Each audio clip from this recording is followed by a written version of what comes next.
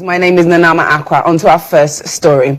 President Akufo Addo says no action will be taken by his government on the anti-LGBTQI+ bill until a decision is taken by the Supreme Court.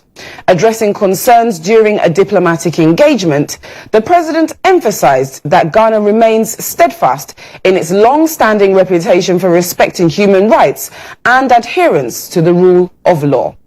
The president further reassured the international community of Ghana's commitment to upholding human rights, despite the recent passage of the Proper Human, Sexual Rights and Ghanaian Family Values Bill, clarifying that the bill is facing a legal challenge at the Supreme Court and that until a decision is arrived at, no action will be taken by his government on the private member's bill.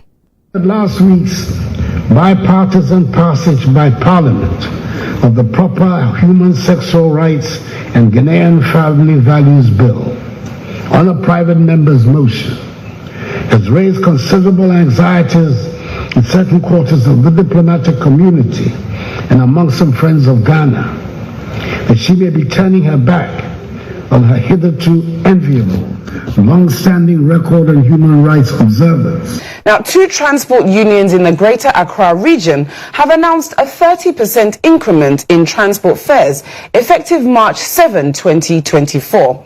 In a statement, the two organizations, Transport Operators Union and the Concerned Drivers Union, attributed the fare increase to the government's failure to address their concerns adequately, highlighting the continuous surge in fuel prices, which has significantly impacted their livelihoods and made it challenging to sustain their operations.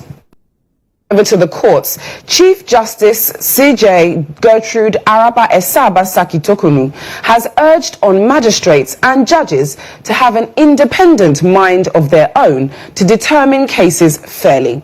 According to the CJ, as new magistrates, they are going to be receiving submissions from lawyers and litigants on opposite sides.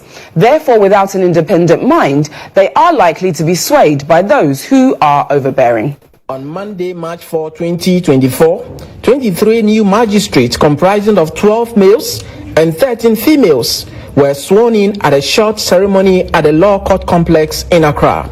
Addressing the gathering, Chief Justice Gertrude Tokonu urged them to be independent-minded in their line. On to matters of health, parents have been cautioned against unauthorized traditional medicines, but rather seek early medical attention to treat pediatric ailments. Chief Executive Officer of Hope for Little Lives, who doubles as a pediatric surgeon, Dr. Mami Techua Botri, believes this will help reduce the disease burden in the country.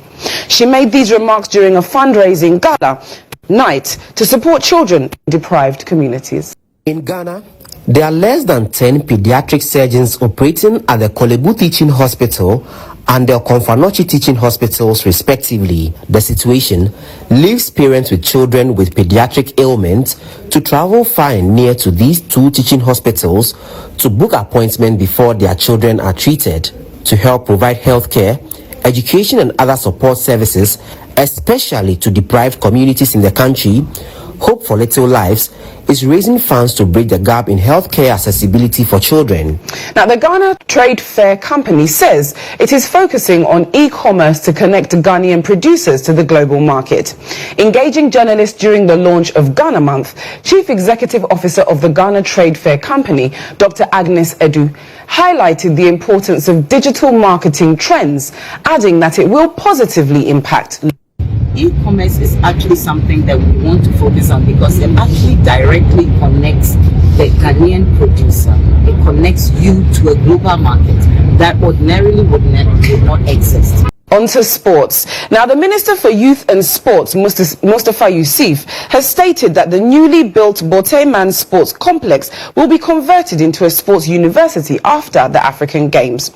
He said this in his address while briefing the press ahead of the 13th African Games that runs from March 8 to March 23, with the Borteyman Complex and renovated University of Ghana Stadium set as the main host venues.